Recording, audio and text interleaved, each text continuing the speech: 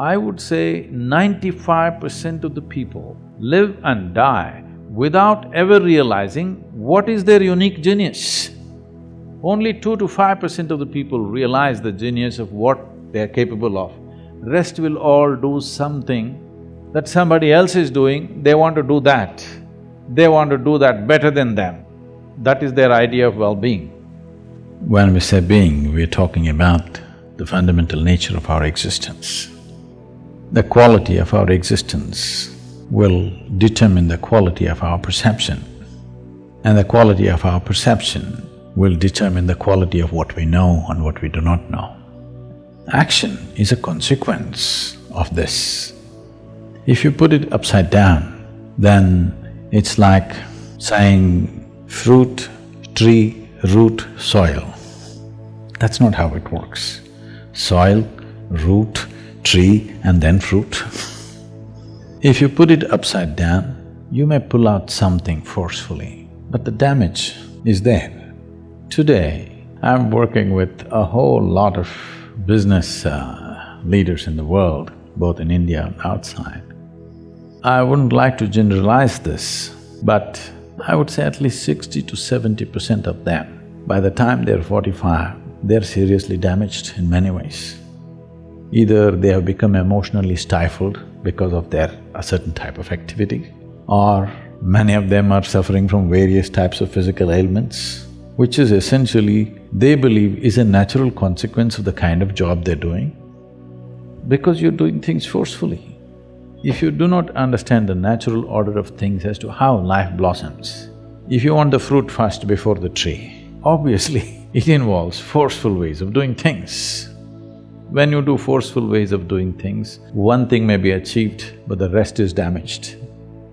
Most affluent societies in the world, everywhere, not just here, are going through this. They have become affluent, but the fundamental idea of seeking affluence, either in individual life or in a society or in a nation, is because it will give us a choice, fundamentally of nourishment and lifestyles. This is the reason why human beings seek affluence, so that it'll give us a whole choice of nourishment and lifestyles. Now, if you look at people's lives, these choices are not something that they're enjoying. These choices are just freaking them out. People don't know what to eat, people don't know what to do, because we have not handled the most fundamental. We want to be on the racetrack, but we don't want to build a machine for it. We just want to win. Nobody wins a race because they desire it. Who doesn't desire victory? Everybody does. But only competence wins in the end. So whether it's in a school or in a college or in a professional atmosphere, instead of tweaking our competence, we are tweaking our desire, which we call as ambition or goal-orientedness or whatever. You're tweaking your desire without tweaking your competence, or you may be tweaking your competence, but it's coming behind the desire. No, you must just tweak your competence. What you can do may be beyond your desire, or it may be little less than that, we don't know. But without tweaking your competence, you're trying to tweak your desire, which causes an unnecessary sense of stress when you do well. Look at the pain of that. You are suffering your well-being. This cannot be excused because our well-being is coming at a great loss and pain to every other creature on the planet. And we are suffering it simply because we are putting the cart before the horse.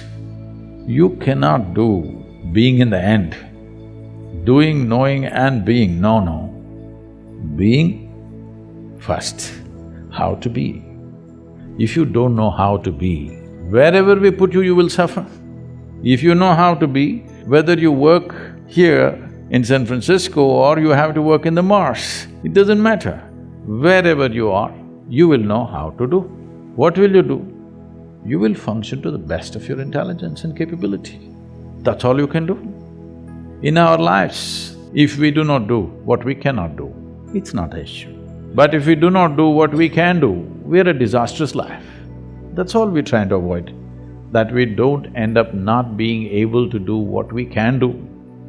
But once you create this unnecessary, completely avoidable stress that Your desire is bigger than your competence.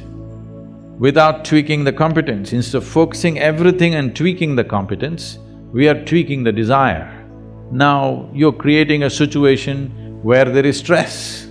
Stress means you're moving towards incompetence, not towards competence. Any machine on the planet will function at its best only when there is no sense of friction. The least amount of friction means that machine is the most efficient machine.